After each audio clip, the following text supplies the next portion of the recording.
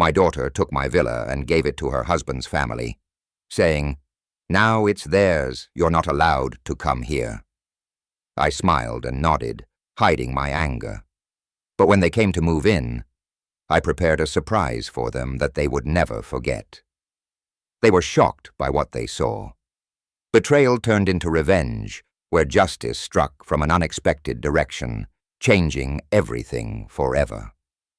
Before we continue, please subscribe to the channel and let us know where you are listening in the comments. I slammed the car door and grabbed my weekend bag, already picturing the quiet hours ahead by the lake. 3 days of peace at my villa, exactly what I needed after another exhausting week of managing the San Diego properties. The 2-hour drive from the city had been worth it just to see Lake Tahoe's crystal waters again. But something was wrong. 2 figures in white bathrobes stood on my private terrace, coffee mugs steaming in their hands. My daughter, Kelly, leaned against the railing, her dark hair catching the afternoon sun. Behind her, a man I recognized as her husband, Palmer, shifted uncomfortably when he spotted me. "What the hell?" I muttered, my bag slipping from suddenly numb fingers. Kelly straightened, her face hardening into an expression I'd never seen before. Not even during her worst teenage years had she looked at me with such cold dismissal. "Dad, you can't stay here," she called out, her voice sharp enough to cut glass. "Palmer and I are planning a romantic weekend." I blinked, certain I'd misheard. This was my villa. The deed had my name on it, bought with money I'd earned building half the commercial district in San Diego. Elizabeth and I had picked out every tile, every fixture, every piece of furniture. "But Kelly, this is my villa," I started, my voice trailing off as the absurdity of having to state this obvious fact hit me. "I don't care," she set her mug down with a sharp clink. "We were here first and we're not leaving." Palmer mumbled something I couldn't catch, but Kelly waved him off. Her bathrobe fell open slightly and she pulled it tighter with an angry jerk. "Honey, I drove 2 hours," I said, taking a tentative step toward the front door. "I just wanted to spend the weekend. Get out of here and don't bother us." Kelly's voice rose to a shout. "You're just in the way anyway." The words hit me like a physical blow. In the way.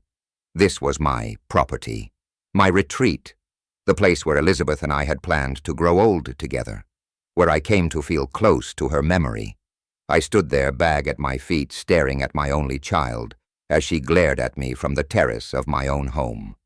Palmer looked everywhere except at me, his face flushed red above his bathrobe collar. 28 years old, and Kelly was ordering me off my own property like I was some unwanted stranger. The girl who used to climb into my lap for bedtime stories, who'd called me Daddy until she turned 16, who'd sobbed in my arms at her mother's funeral. Elizabeth's voice whispered in my memory, "Be patient with her, Fred. She's still processing the grief. Give her time." 3 years. I'd given her 3 years of patience, of understanding, of bending over backward to accommodate her moods and demands. And this was what it had gotten me. "Fine," I heard myself say, the word tasting like ash. "Fine, I'll go." I bent to pick up my bag, my knees creaking with the motion. 62 years old, and my own daughter was treating me like dirt on her shoes. "Good," Kelly called out. "Next time, call first. Next time, call first to use my own property." I walked back to my car on unsteady legs, each step feeling like a retreat from some battlefield I hadn't even known I was supposed to fight on. Behind me, I heard Kelly's voice, softer now, talking to Palmer about their plans for dinner. The engine turned over with a smooth purr. German engineering, reliable as always, unlike family, apparently. I backed out of the driveway, my hands gripping the steering wheel so tightly, my knuckles went white. In my rearview mirror, I caught a glimpse of Kelly and Palmer. settling back into their chairs on the terrace, already dismissing my existence. My daughter raised her coffee mug in what might have been a toast, or might have been a final goodbye. The road back to San Diego stretched ahead, empty and long. I'd be driving home in defeat, tail between my legs, just like Elizabeth always worried I would, just like I always did. Monday evening found me in my study, nursing lukewarm coffee and the remnants of a solitary dinner. 3 days had crawled by since Friday's humiliation at the villa. Saturday, I jumped every time the phone rang, expecting Kelly to call with some explanation. Sunday brought the uncomfortable realization that maybe I was always too quick to surrender.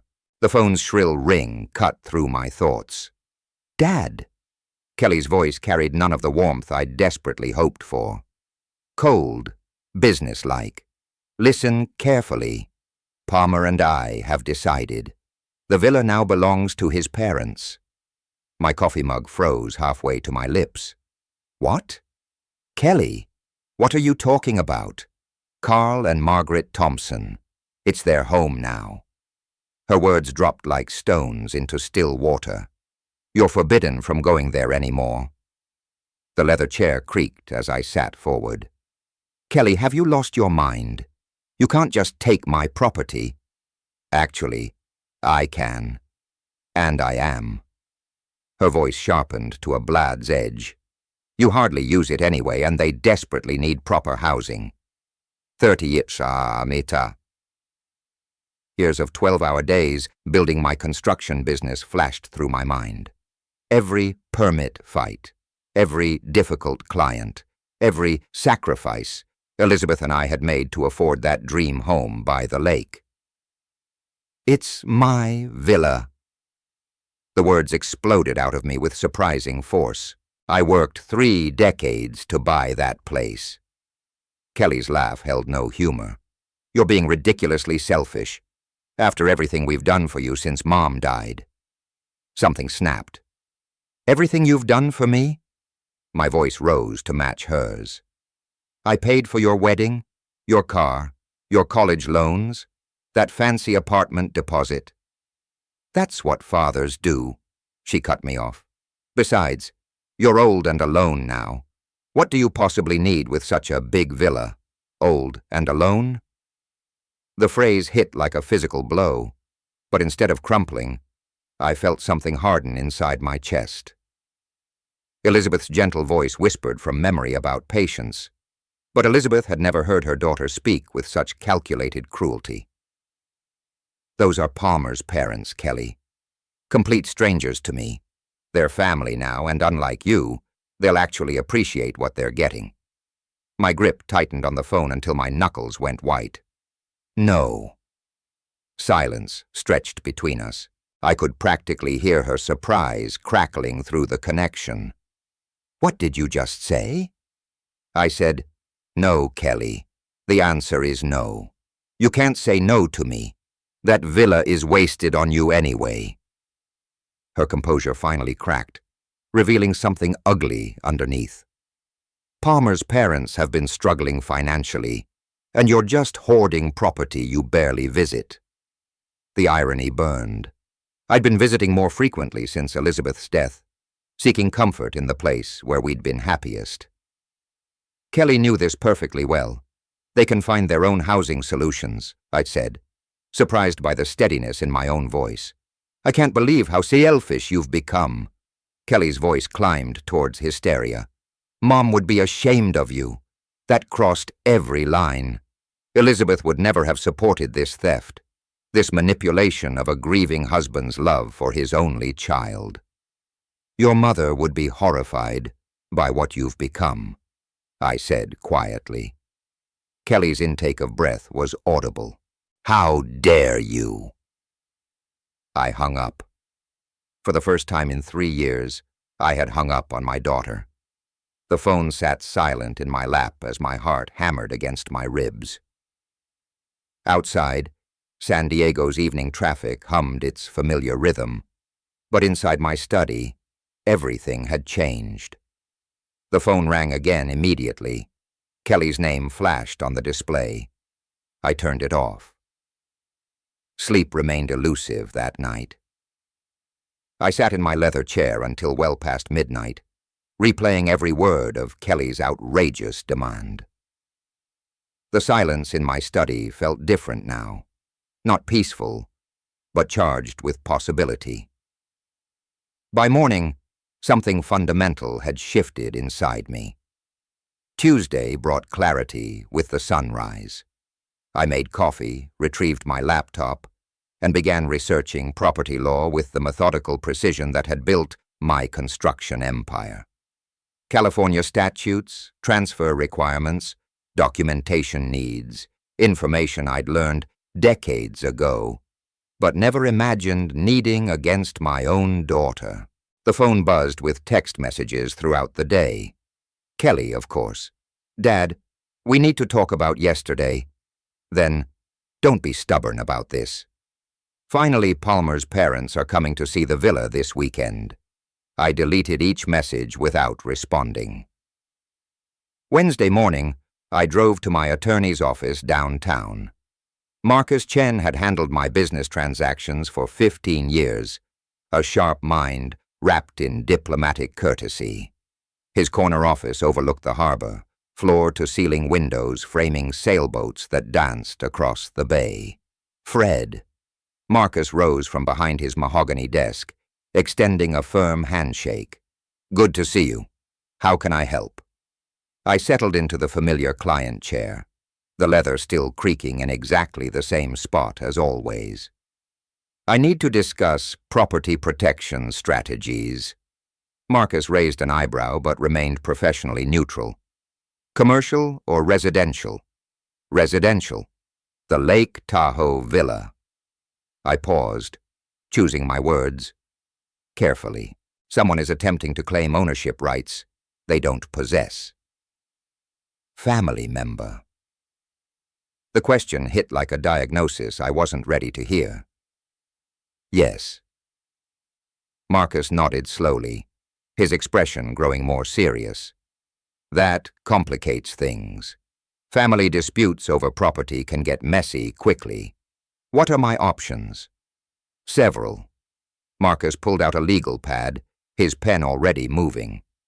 "First, we ensure your ownership documentation is ironclad. Second, we can establish additional protective measures. Trusts, LLC structures, whatever makes sense for your situation. How quickly depends on complexity. Basic documentation review. A few days. More sophisticated protection. 2 to 3 weeks. I thought about Kelly's text message. Palmer's parents coming this weekend. I may not have that long. Marcus set down his pen, studying my face with the intensity that made him excellent at reading clients and juries alike. "Fred, is someone trying to force you off your own property?" The question hung between us like an accusation. When I nodded, Marcus's professional demeanor hardened into something more personal. "Then we start immediately. I'll need copies of all deeds, transfer documents, anything related to the property's ownership history. I can have everything to you by tomorrow morning." "Good." Marcus made another note. "And Fred, document everything. Conversations, threats, attempts at coercion. Contemporary records matter in these situations. Threats, coercion, that legal terms for what my daughter had tried to do to me." The elevator descended toward the parking garage, each floor marking my distance from the life I'd known just days ago. At the lobby level, my reflection caught in the polished steel doors. A man who looked older than his 62 years, but with something new in his eyes. Determination. My phone rang as I reached the car. Kelly again. This time I answered. Finally. Her voice carried the sharp edge of someone accustomed to getting her way. "We need to resolve this childish nonsense." "The only nonsense," I said calmly, "is your belief that you can steal my property." "Steal?" How dare you use that word with me? What would you call taking someone's home without permission? Kelly's pause lasted longer than usual. When she spoke again, her tone had shifted to something more calculated. Dad, Palmer's parents really are struggling financially. Margaret lost her job last month, and Carl's pension barely covers their rent. A manipulation technique I recognized from her teenage years. Appealed to sympathy when demands failed. That's unfortunate, but it doesn't give them rights to my villa. You could be generous. Show some family spirit, like the family spirit you showed me Friday at the villa. Another pause. That was... We were surprised to see you there at my own property. You should have called first. The circular logic was dizzying. Kelly, I'm not giving anyone my villa. That's final. Fine. Her voice cracked like a whip. But Palmer's parents are still coming to look at it this Saturday. They've already made travel arrangements. The line went dead. I stood beside my car, phones still pressed to my ear, listening to the dial tone. Above me, San Diego's afternoon sky stretched endless and blue. The same sky that had watched me build everything I owned through decades of honest work. Saturday was 4 days away. The dial tone continued its mechanical hum while I sat frozen in my leather chair, phone still pressed against my ear. Kelly's words echoed in the sudden silence. Palmer's parents are still coming to look at it this Saturday. Look at it as if my villa were already theirs. Slowly I lowered the phone and set it on the side table next to my forgotten coffee mug. The liquid had gone cold hours ago, a thin film forming across its dark surface. Outside San Diego's evening traffic provided it its familiar soundtrack. But inside my study, everything felt different. How long had this been happening? When exactly had I stopped being Kelly's father and become her personal bank account? The memories came flooding back with painful clarity. Kelly's wedding 2 years ago. She'd called it needing help with expenses. But I'd written a check for $15,000 without even asking for a budget breakdown. The casual way she'd accepted it. Like I was an ATM dispensing expected cash, rather than her father making a significant sacrifice. Then Palmer's car troubles, 8 months later. Dad, we really need reliable transportation, Kelly said. Her voice carrying that particular tone I'd learned meant another request was coming. $25,000 for a brand new SUV purchased and delivered within a week.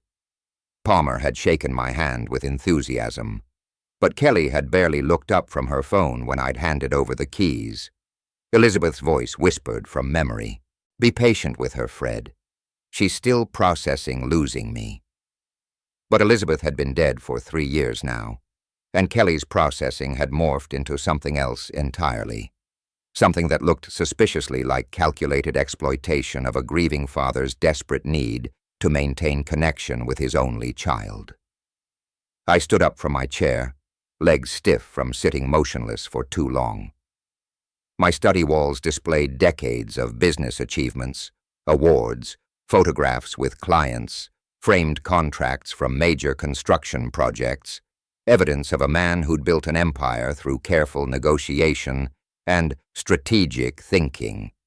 So why had I become such a pushover in my personal life? The answer sat in a silver frame on my desk. Elizabeth's photograph taken during our last vacation to the villa. She was laughing at something I'd said, her gray hair catching the Lake Tahoe sunlight. In the 3 years since her death, I'd said yes to every one of Kelly's demands, terrified that saying no might drive away the last family I had left. But family didn't steal from each other. Family didn't manipulate grief into financial opportunity. Kelly's graduate school expenses had totaled nearly $40,000 over 2 years. I'd paid every bill without question, even when she'd switched majors twice and extended her program. Her thank you calls had grown shorter and less frequent. eventually disappearing altogether, except when she needed something else. Pattern recognition, a skill that had served me well in construction bidding wars and contract negotiations. Apply the same analytical approach to Kelly's behavior, and the pattern became crystal clear. Each request had been larger than the last. Each expression of gratitude had been smaller. Each interaction had felt more transactional, less personal. I'd thought I was being a good father. Instead, I'd been training her to see me as a resource rather than a person. The wall clock chimed 8 o'clock. It sounded sharp in the quiet room. Palmer's parents would arrive at my villa in 4 days, expecting to claim ownership of a property I'd spent 30 years earning.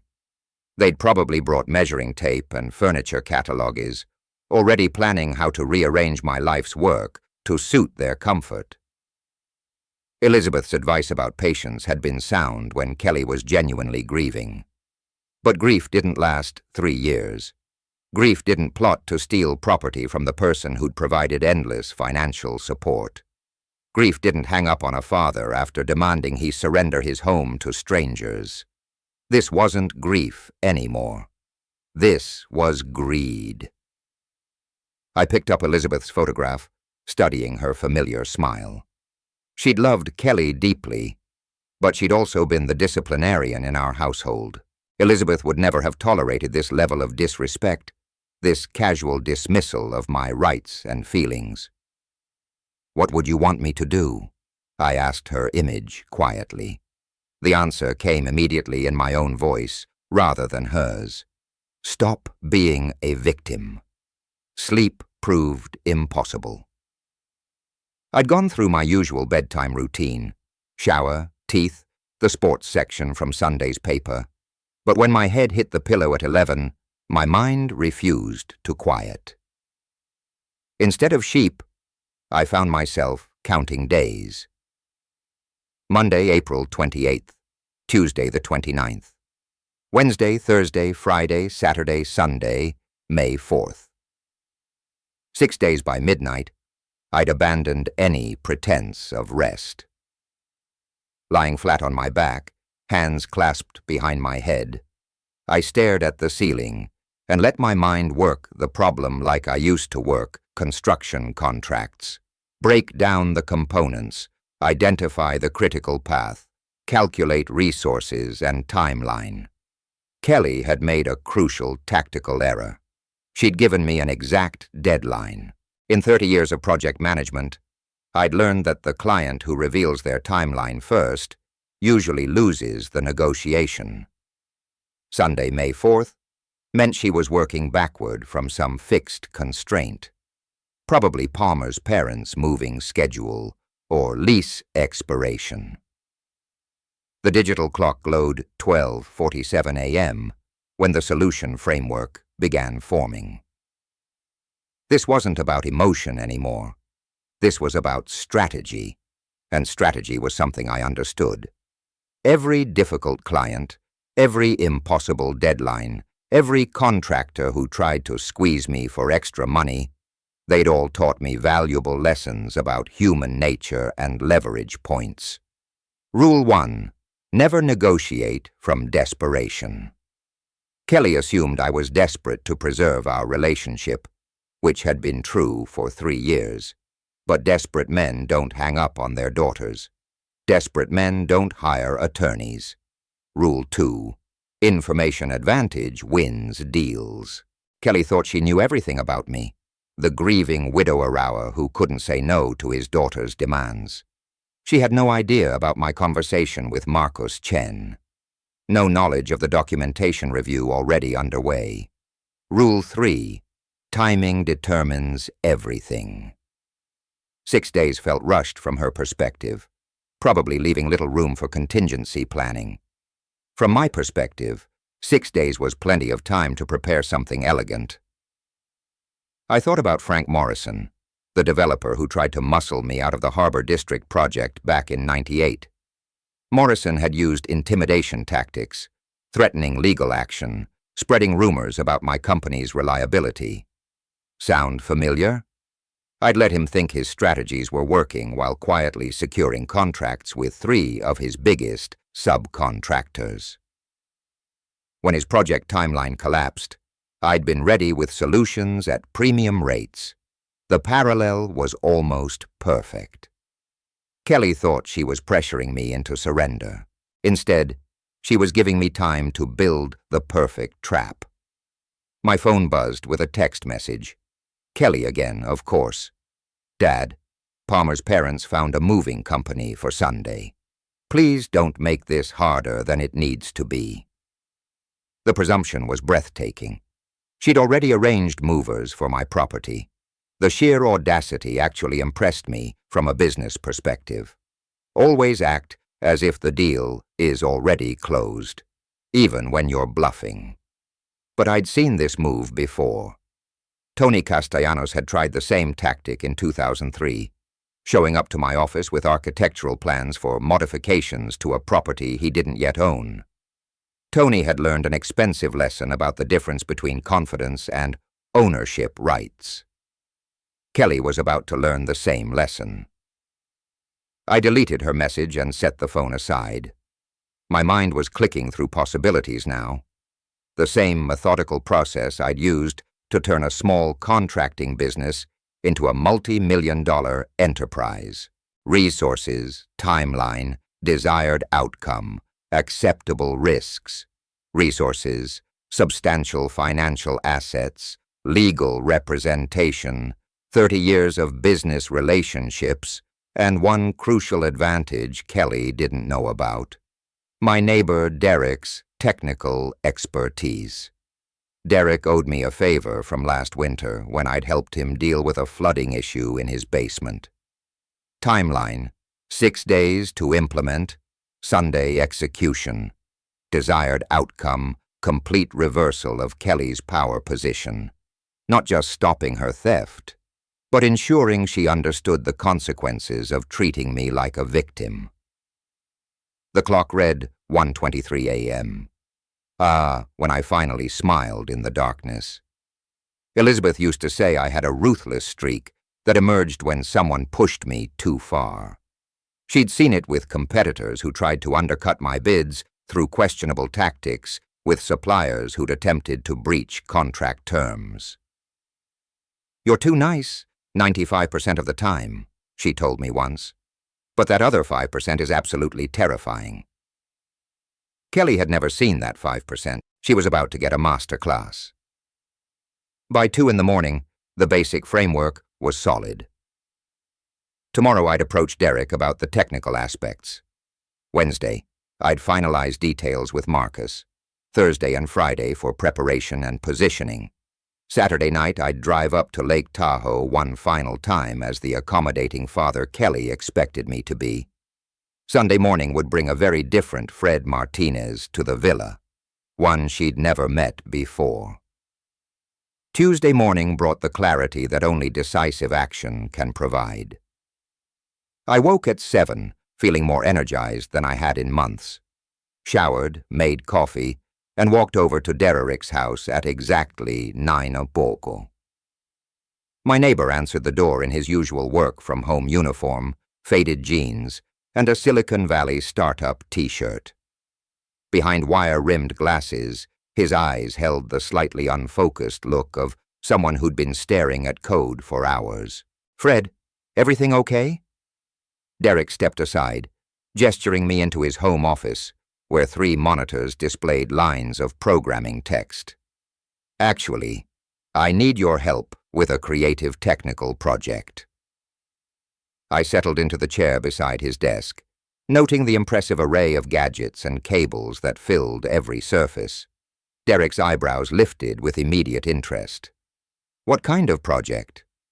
"You've definitely got my attention. Home automation. Something involving motion sensors, voice assistants, maybe some lighting effects." I paused, watching his reaction. A surprise for some unexpected guests. "Oh, this sounds fascinating." Derek swiveled his chair to face me fully, like a haunted house setup, smart home integration with theatrical elements. Close enough? Exactly. The kind of thing that would really make an impression. Derek's grin was infectious. Fred, this sounds like something from a horror movie. When do we start?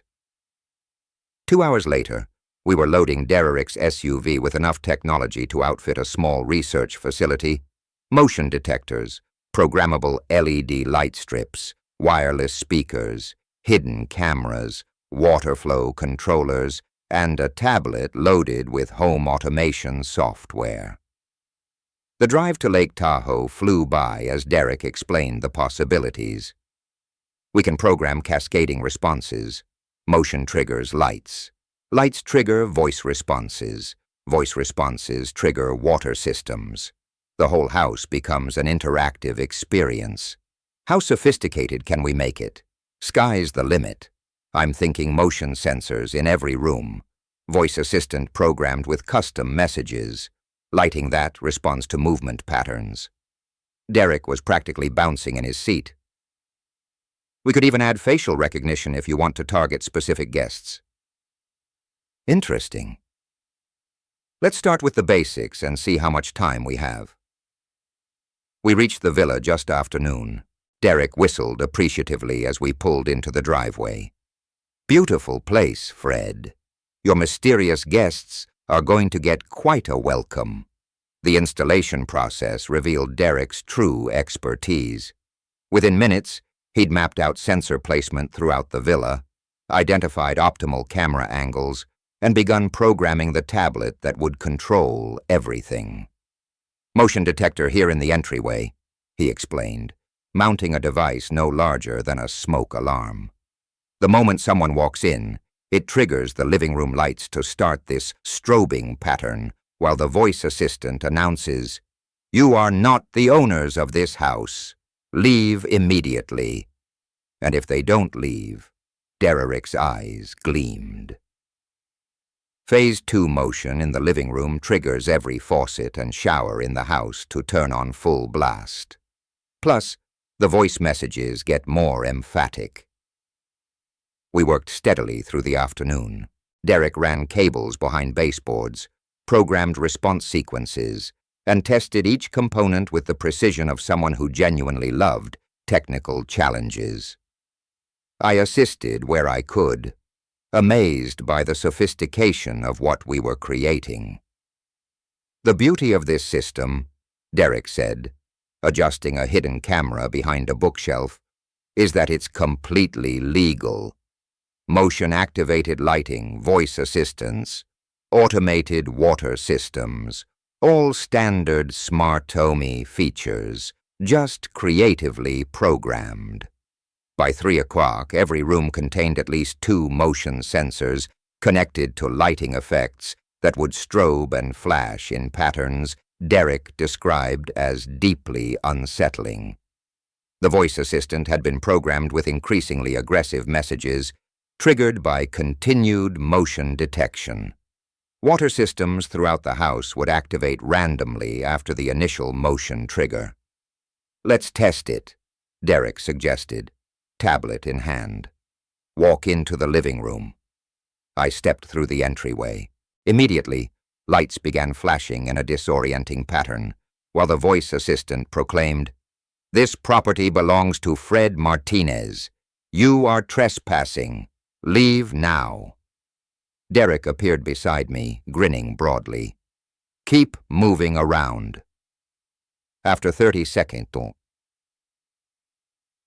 of continued motion, every light in the house began strobing, while the voice changed to, "Warning! Security system activated. Authorities have been notified. Vacate immediately." The sound of rushing water echoed from the kitchen and bathrooms as faucets turned on automatically. "Brilliant," I said, genuinely impressed. "Absolutely brilliant." Derek shut down the test sequence, looking enormously pleased with himself. "The system has battery backup, so they can't just flip the main breaker, and everything's controlled remotely through your phone.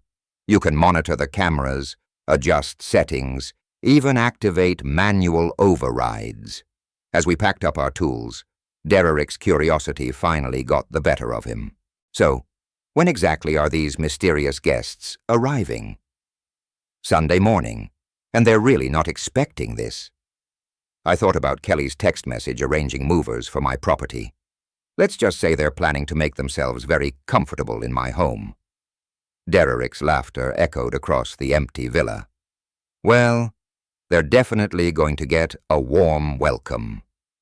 Wednesday morning brought Derek to my door at 8:30, arms full of equipment I hadn't seen the day before. His eyes sparkled with the fervor of someone who'd spent the night dreaming up improvements to an already impressive system. I had some ideas, he announced, hefting a compact projector and speaker array. What if they try to shut off the main power? Good question. One I'd been mulling over during my own restless night. What do you suggest? Industrial batteries hidden in the basement, and enough juice to run everything for a week. Derek's grin was infectious. Plus, I brought projectors for wall effects, dancing shadows, moving figures. This is going to be legendary. The drive to Lake Tahoe passed quickly as Derek outlined his enhancements. Motion-triggered projections of ghostly silhouettes, sound systems that would whisper from hidden speakers throughout the house, backup power supplies that would make the villa virtually impossible to shut down. Your mysterious guests, Derek said as we pulled into the villa's driveway, are going to think they've walked into a haunted house movie. Perfect. We worked with focused intensity throughout the morning. Derek installed projectors in the main rooms, programming them to cast moving shadows across walls and ceilings.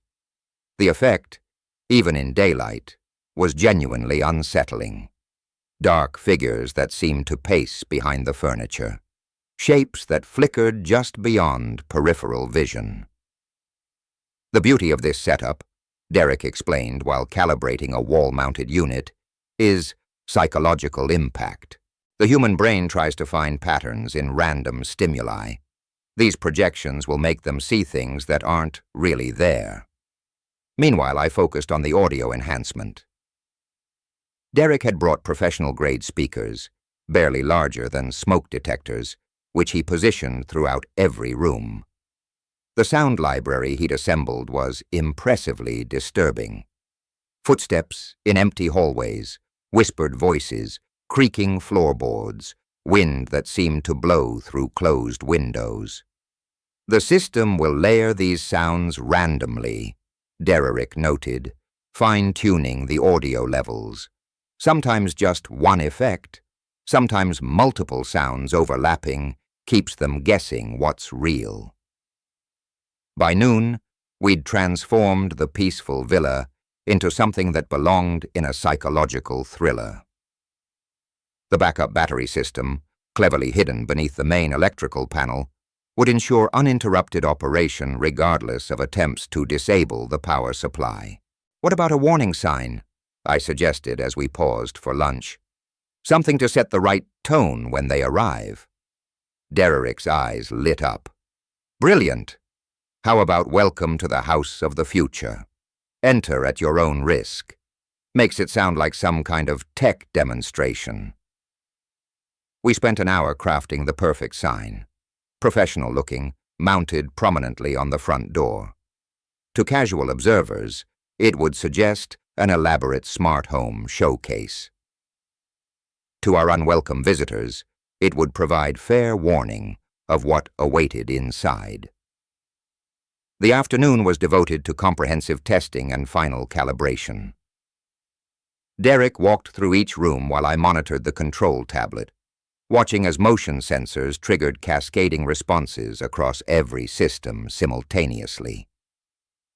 Motion detected an entryway, Derek called out.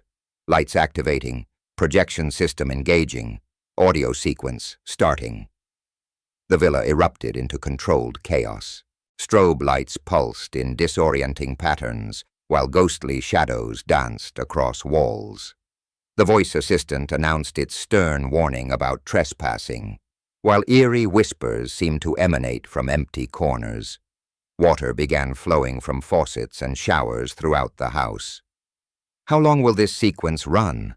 I asked, genuinely impressed by the coordination continuously, while motion is detected with 30-second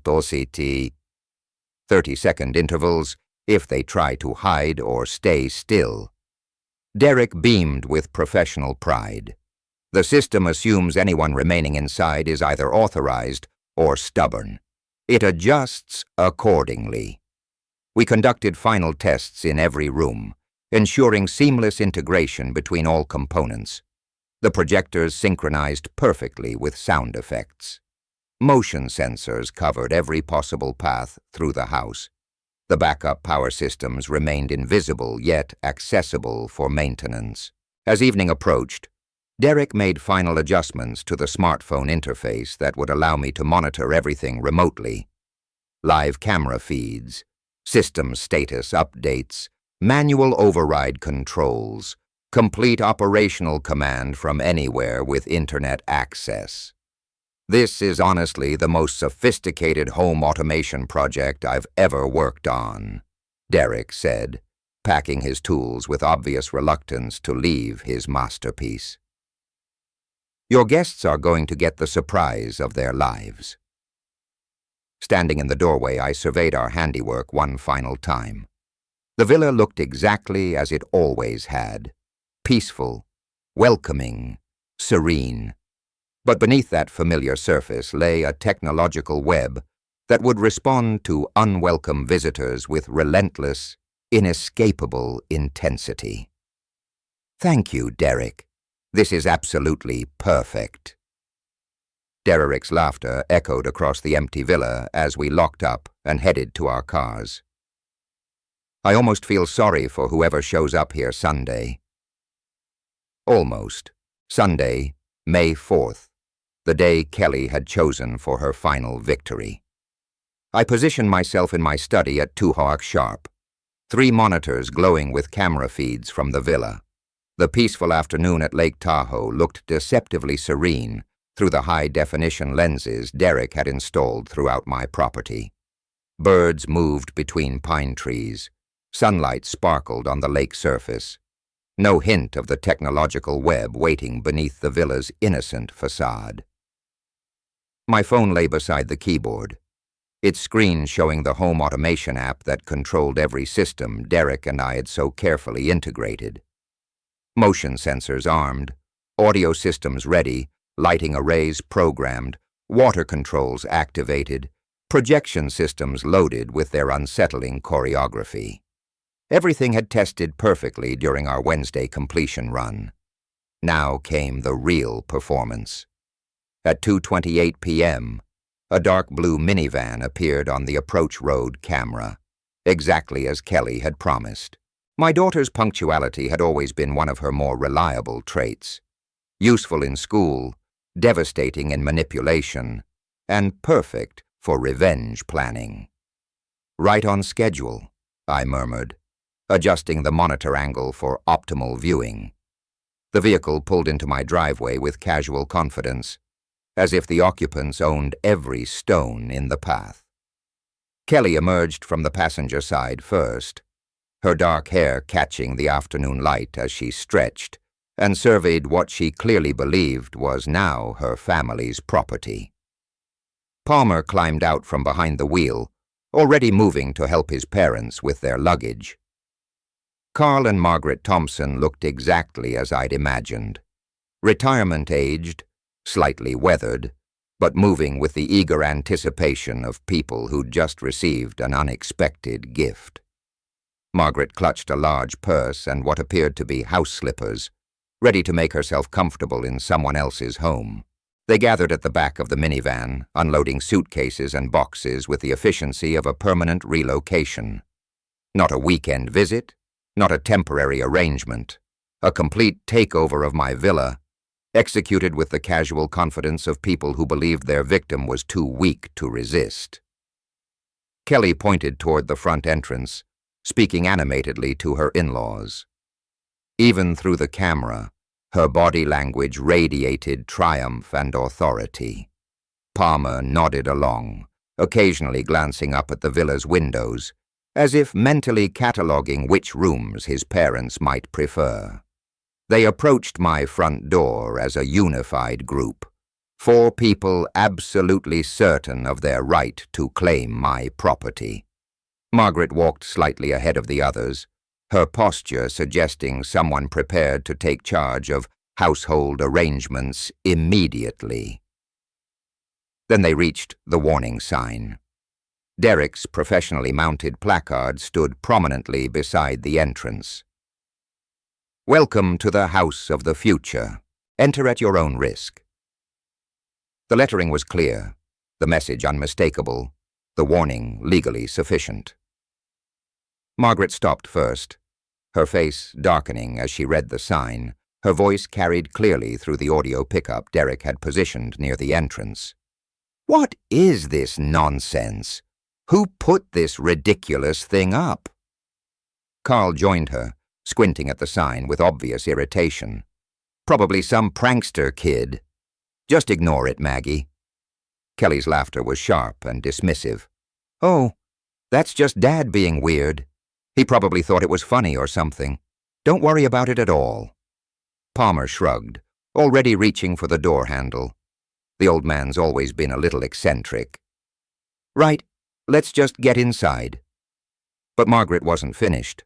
Her face flushed with indignation as she grabbed the sign's mounting bracket and yanked it free from the wall with surprising strength.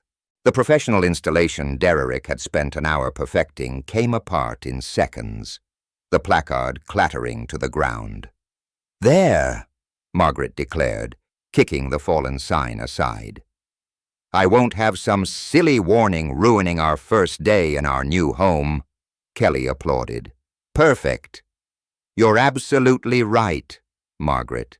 This is your house now." Through my monitors, I watched them step over the destroyed warning sign and approach my front door.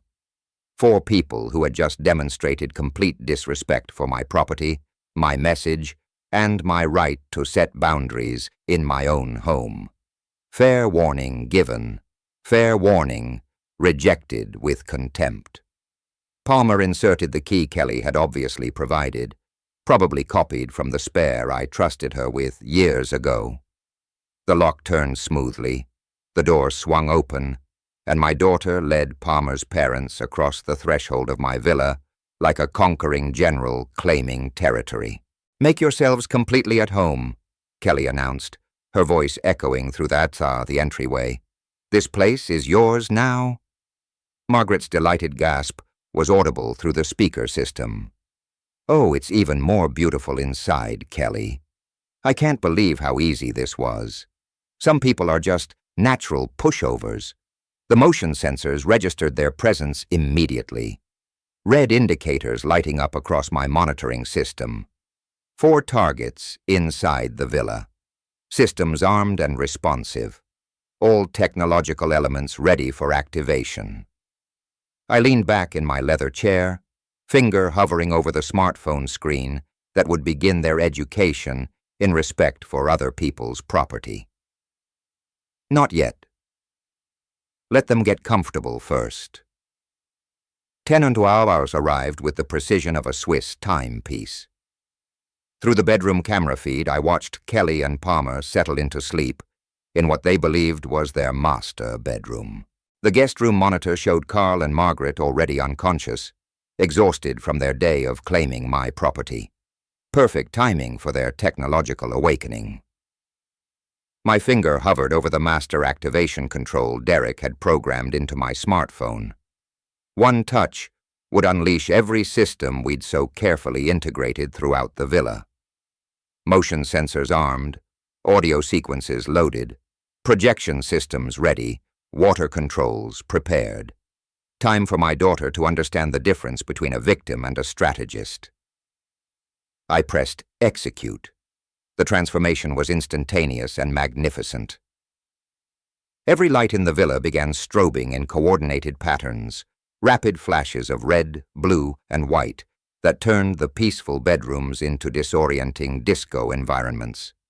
Simultaneously, water erupted from every faucet, every shower, creating a thunderous symphony of rushing liquid throughout the house. Kelly bolted upright in bed, her silhouette visible against the chaotic lighting. Palmer scrambled beside her, both of them shouting questions that couldn't be heard over the technological assault. Then the voice assistant joined the performance. "Attention! Unauthorized intrusion detected." The announcement boomed from hidden speakers throughout the villa. "You are not the owners of this house. Leave the premises immediately." Through the guest room camera, I watched Carl and Margaret stumble from their bed in terror.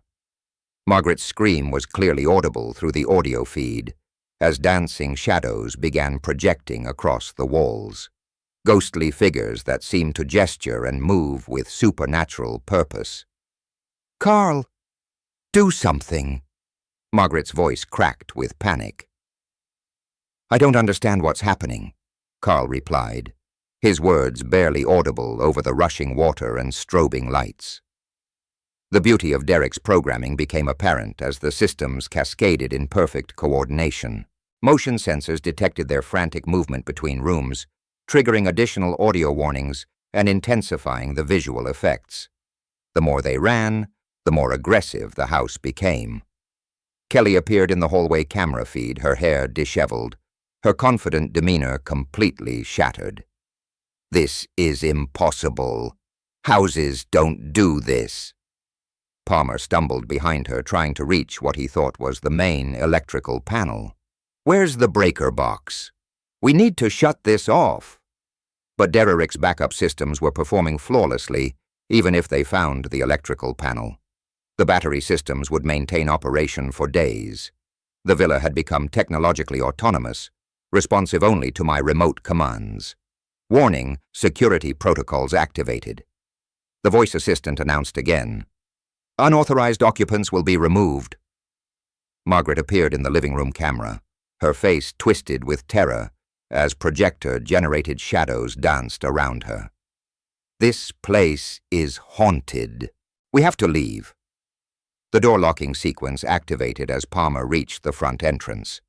Derek had programmed a 30 SE second-on delay, not long enough to trap them, but sufficient to create claustrophobic panic. Palmer yanked at the handle frantically. The doors won't open. What kind of system is this?" Through my monitors, I watched 4 people who had confidently invaded my property, now reduced to terrified, confused victims of technology they couldn't understand or control. Kelly, who had dismissed me as weak and accommodating, stumbled through strobing lights while invisible speakers whispered around her. Palmer, who had planned to solve his parents' problems with my villa, couldn't even solve the mystery of a smart lock. The projection systems reached their programmed peak, filling every wall with moving figures that seemed to watch and follow their panicked movements. Combined with the surround sound effects, footsteps, creaking, wind that seemed to blow through closed windows, the villa had become a technological haunted house. Carl collapsed into a chair, his face pale in the flashing lights. "We need to get out of here right now." "I'm trying," Palmer shouted back, still struggling with the door controls. Exactly 6 hours after activation began, the automated sequence reached its crescendo. Every system operated simultaneously. Lights, water, sound, projections, and voice warnings, creating a sensory overload designed to overwhelm any rational thought process. Kelly stood in the center of the living room, turning in circles as shadows danced around her and water rushed from unseen sources. The confident woman who had ordered me off my own property now looked like a lost child in a technological nightmare. Dawn light began filtering through the windows as the door locks finally disengaged. Palmer yanked the entrance open and all 4 of them stumbled toward the exit in complete psychological defeat. My phone began ringing as they reached their minivan. Kelly's name appeared on the display. The phone rang at exactly 7:30, cutting through the peaceful morning silence of my study. Kelly's name glowed on the display, and I allowed myself a small smile before answering with carefully measured concern. Kelly. Good morning, sweetheart. How was your night at the villa? Her response shattered the morning calm like breaking glass. What did you do, you sick, twisted old man? Her voice crackled with hysteria and exhaustion. Margaret and Carl are traumatized. They're barely coherent. I adjusted my tone to express gentle confusion. Kelly, what are you talking about? What happened up there? Don't you dare play innocent with me. Each word trembled with rage. The house went completely insane.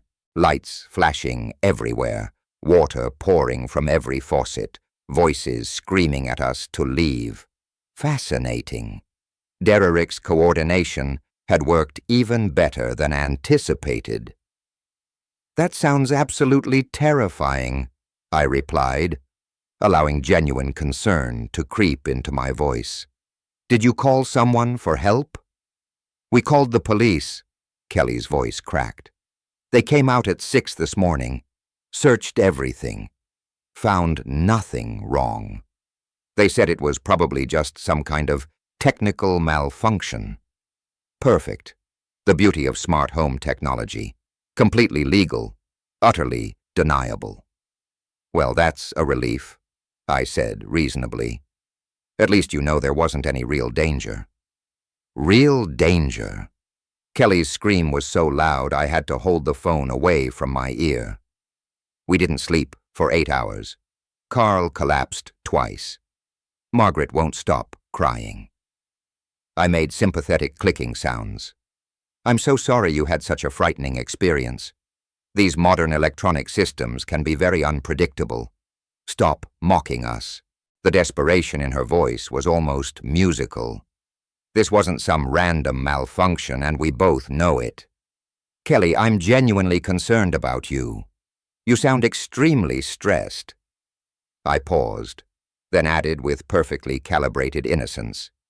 Maybe the house just doesn't like strangers staying there. The silence stretched for 10 seconds. When Kelly spoke again, her voice had dropped to a dangerous whisper. I know this was you. Somehow, some way, you orchestrated this whole nightmare. Me? I laughed gently. Kelly, I was here in San Diego all night. How could I possibly control systems at the villa from 200 miles away? You're some kind of tech genius now. Is that it? Actually, Derek was the tech genius. But I saw no reason to enlighten her about my collaborative advantages. Sweetheart, I can barely operate my television remote. You know that. Kelly's breathing grew ragged as she grappled with the impossibilities of proving her suspicions. The police said everything appeared to be functioning normally when they arrived. There you go. Must have been a power surge or something. A power surge that lasted 8 hours that created voices and moving shadows. I allowed a note of gentle concern to enter my voice. Kelly, are you sure you didn't imagine some of these things? Stress can cause hallucinations. You know, hallucinations. The word exploded from her throat. 4 people had the same hallucinations simultaneously. Group hysteria is a documented psychological phenomenon. Kelly's strangled sob was clearly audible through the connection. For 3 years, I'd been the one making desperate phone calls, begging for understanding, receiving dismissive responses. The symmetry was deeply satisfying. We're never coming back, she declared, trying to inject strength into her shaking voice. Never. The villa is yours. We don't want anything to do with that cursed place. That's probably wise, I agreed mildly. Sometimes houses develop personalities, especially when they feel their boundaries have been violated. You can't get away with this. Somehow we'll prove it was you. Prove what exactly?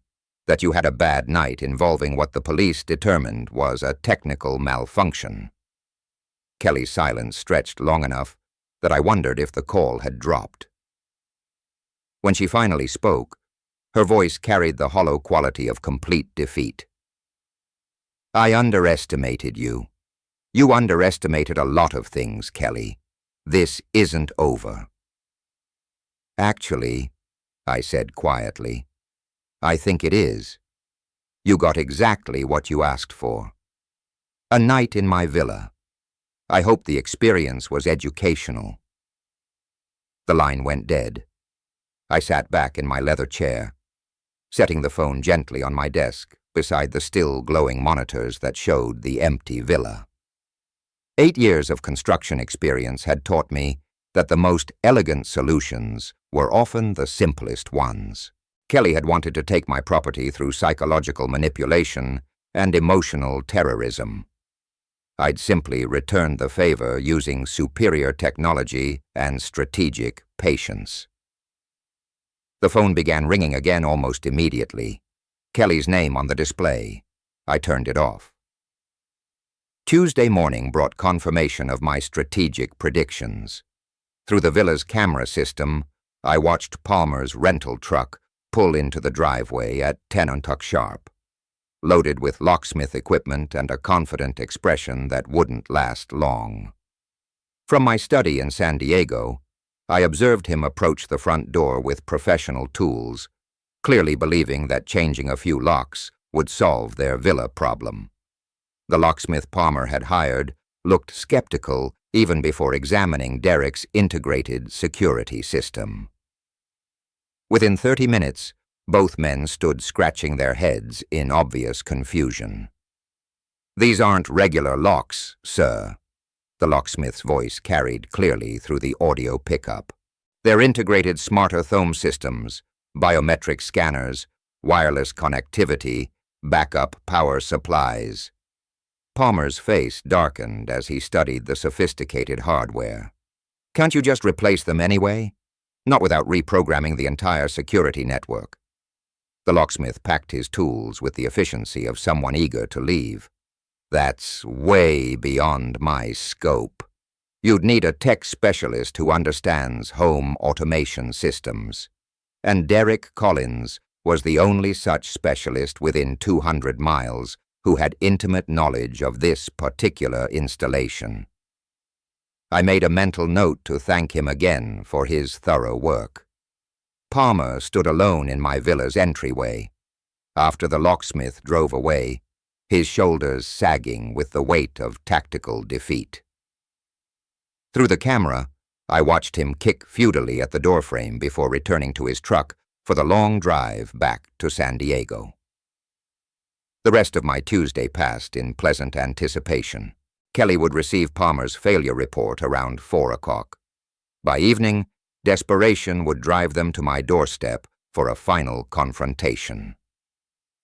30 years of managing construction projects had taught me to recognize when opponents realized they were outmaneuvered. 8 calls brought the sound of car doors slamming in my driveway. Through the window, I observed Kelly and Palmer approaching my front door with the aggressive posture of people who had exhausted rational options. Kelly's first knock rattled the doorframe. "Open up! We need to talk." I opened the door calmly, noting Kelly's flushed face and Palmer's clenched fists. "Good evening. How was your day? Cut the innocent act." Kelly pushed past me into my entryway. "Palmer couldn't change the locks because you've turned the villa into some kind of high-tech fortress." "Smart home security is becoming quite popular," I observed mildly. "Very effective against unauthorized access." Palmer stepped closer, trying to use his height for intimidation. "Either you stop this ridiculous game and give us the villa, or forget you have a daughter. Is that supposed to be a threat or a promise?" Kelly's eyes blazed with fury. "We'll find a way to prove your guilt in court. We'll sue you for harassment, for emotional distress, for everything. Based on what evidence? A police report that found no illegal activity? You know what you did?" Kelly's voice cracked with frustration. "Somehow you orchestrated that whole nightmare, and we'll prove it. I leaned against my doorframe, completely relaxed. Prove that you experienced what the police determined was a technical malfunction. Good luck with that. Palmer tried a different approach. Look, Fred, be reasonable. You're old and alone. What do you really need with such a big villa? The exact words Kelly had used during our phone confrontation. They really had no original material. Interesting perspective from people who tried to steal my property without permission. Kelly's control finally snapped completely. Fine. You want to play hardball? You'll never see any grandchildren. When I have kids, they'll never know their grandfather existed. You'll die alone and forgotten, just like Mom. The cruelty of invoking Elizabeth's memory should have wounded me. 3 years ago, it would have sent me into tearful apologies and desperate bargaining. Now, it simply confirmed what I'd already concluded about my daughter's character. The same way you forgot to ask permission before giving away my villa. This isn't over. Kelly's voice rose to a shriek. We'll destroy you. We'll ruin your reputation, turn everyone against you. By the time we're finished, you'll wish you'd just given us the villa. Palmer nodded aggressively. She's right. We have friends, connections. We'll make your life miserable. I studied their faces with clinical detachment. Kelly, the daughter I'd raised and sacrificed for, now promising to destroy me for refusing to surrender my life's work. Palmer, the son-in-law I'd welcomed into the family, threatening social warfare because his parents couldn't steal my home. Are you quite finished? Kelly stepped closer, her face twisted with malice. We're just getting started. You have no idea what we're capable of. Actually, I had a very clear idea. Their capabilities extended to psychological manipulation, theft attempts, and vicious personal attacks, but they'd already deployed every weapon in their arsenal, and I remained standing. More importantly, they just provided all the justification I needed for the final solution I'd been contemplating since yesterday's phone call. Well, I said quietly, I suppose we'll see who's more capable. Something in my tone made Palmer step backward. Kelly hesitated, perhaps recognizing that her threats had achieved something she hadn't intended. We're leaving, she announced, trying to regain control of the situation. But this conversation isn't over. Actually, I replied, watching them retreat toward their car. I think it is. I closed the door and walked back to my study, where Elizabeth's photograph waited on my desk. Tomorrow I would make some phone calls, Marcus Chen first, then a few other professional contacts. Kelly thought she understood warfare. She was about to learn the difference between tactics and strategy. Wednesday morning brought the moment I'd been orchestrating since Kelly's first phone call. At 10 in Yonk, I sat in Bradley Walsh's conference room, watching my daughter and her accomplices file through the door with the aggressive confidence of people who believed they held winning cards. Bradley, my notary for 15 years, had prepared everything according to my Tuesday night instructions. Legal documents lay spread across the polished table like evidence in a trial, which, in many ways, this was. Kelly took the chair directly across from me, her jaw set with determination. All right, Dad. We're here to resolve this villa situation once and for all. Palmer positioned himself beside her, arms crossed in what he probably thought was an intimidating pose. Carl and Margaret Thompson settled into chairs along the wall, their expressions mixing hope with lingering trauma from Sunday's technological experience. I appreciate everyone coming, I said calmly. Bradley has some important information to share. Kelly's eyes narrowed. Cut the formalities. We want the villa transferred to Palmer's parents immediately. No more games. No more delays. Actually, I replied, I'm afraid that's impossible. Palmer leaned forward aggressively.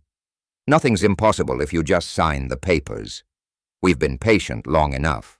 You misunderstand. I gestured to Bradley, who cleared his throat with professional precision. I no longer own the villa.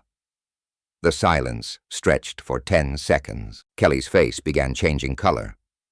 What exactly does that mean? Palmer demanded. Bradley opened the top folder on his desk. Mr. Martinez transferred ownership of the Lake Tahoe property to the Second Chance Foundation for Homeless Assistance. The transfer was completed Monday morning and is completely legal. Kelly's voice cracked like breaking glass. That's impossible. You had no right. I had every right to transfer property I owned, I said quietly. Everything is legally documented and irreversible. Palmer's confident posture collapsed, but we had an agreement. Kelly said the villa was ours. Bradley's professional tone never wavered. Mr. Martinez can only transfer property he actually owns. The foundation owns the villa now. Kelly shot to her feet, her chair scraping against the floor. You can't do this to us. We need that villa. You tried to steal it, I observed. This seemed like a more appropriate solution. Margaret Thompson's voice wavered with confusion. What does this mean for us? Where will we live? You'll have to make other arrangements, I said, just as you expected me to do when you tried to evict me from my own property. Kelly's hands trembled as she gripped the table edge. This is just spite, pure revenge. This is justice. I met her eyes steadily. And it's permanent. Palmer's face had gone ashen as the financial implications hit him. Our plans, our future. We counted on that villa to solve our problems. Perhaps you should have asked permission before making those plans. Bradley spread additional documents across the table. The charitable transfer includes a lifetime usage clause for Mr. Martinez as the donor.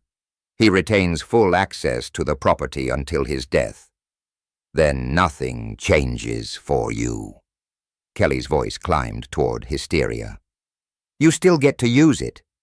Everything changes, I corrected. You no longer have any claim to it, ever. Carl Thompson spoke for the first time, his voice small and confused. So we get nothing after everything. After attempting to steal my property through psychological manipulation and threats. That's correct. Kelly sank back into her chair, the fight draining from her face as the reality settled in. When did you do this? Monday morning, immediately after your technological experience. The timing hit her like a physical blow. Monday after the villa incident, but before their confrontation at my house. Every threat, every demand, every cruel word had been meaningless from the moment she'd spoken them. Palmer's voice was barely a whisper. You were always planning this. I was always planning to protect my property from people who thought they could take it through manipulation and intimidation. Kelly stared at the legal documents as though they might dissolve under her gaze. The charity thing? That's just a trick, right? Some way to maintain control. Bradley answered before I could. The Second Chance Foundation is a legitimate charitable organization. The transfer is genuine and irrevocable. So you win, Palmer said bitterly. Is that what you wanted to hear? I wanted to hear nothing from any of you, but since you insisted on this conflict. Yes, I win. Kelly's composure finally cracked completely. You've destroyed our future. Palmer's parents have nowhere to go. They can go anywhere except my villa. Margaret Thompson began crying quietly.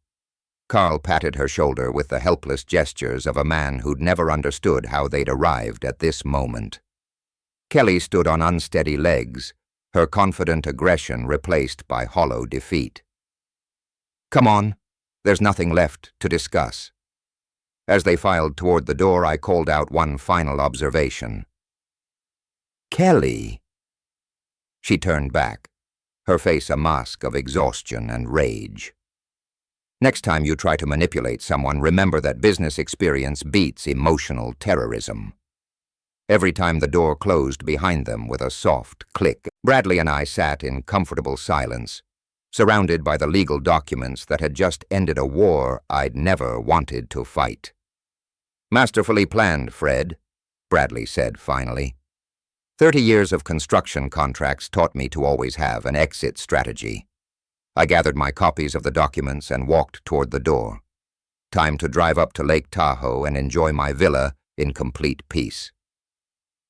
Thursday morning brought the first sunrise in 3 years that I could watch without fear, anger, or defensive calculation. I drove to Lake Tahoe through California's spring landscape, feeling something I'd almost forgotten existed: simple contentment. The villa welcomed me with the silence of a house that belonged once again entirely to its rightful occupant. I used my key without checking over my shoulder, entered without listening for hostile voices, walked through rooms that held memories of recent technological warfare, but felt somehow cleansed. My first task was restoration. Derek's cameras came down easily, their sophisticated mounting hardware yielding to basic tools and determined purpose. Motion sensors, voice assistants, projection systems. Each component of our elaborate revenge theater got carefully packed into boxes for return to my helpful neighbor. Within 2 hours, the villa had returned to its natural state. No blinking lights, no hidden microphones, no technological defenses monitoring invisible approaches, just a house by a lake, owned by a charitable foundation, occupied by a man who no longer needed to protect himself from his own family. I made coffee, using the same machine that had witnessed Sunday's chaos, then carried my mug to the terrace, where Elizabeth and I had shared countless peaceful mornings. The lake stretched before me, its surface reflecting the late morning sun in patterns that seemed to dance with possibility rather than threat. For the first time since my wife's death, I sat completely still. The transformation felt almost mystical in its completeness. 3 years ago, I'd been a broken widower who confused love with surrender, kindness with weakness, family loyalty with accepting abuse. The man who had built a construction empire from nothing had somehow forgotten how to protect his own boundaries. Elizabeth's voice whispered through memory, but clearer now, unfiltered by grief and manipulation. "Be patient with Kelly," she'd said. "She's processing her loss." But Elizabeth had never meant for patience to become permanent victimhood. She'd never suggested that love required accepting theft, manipulation, and psychological terrorism.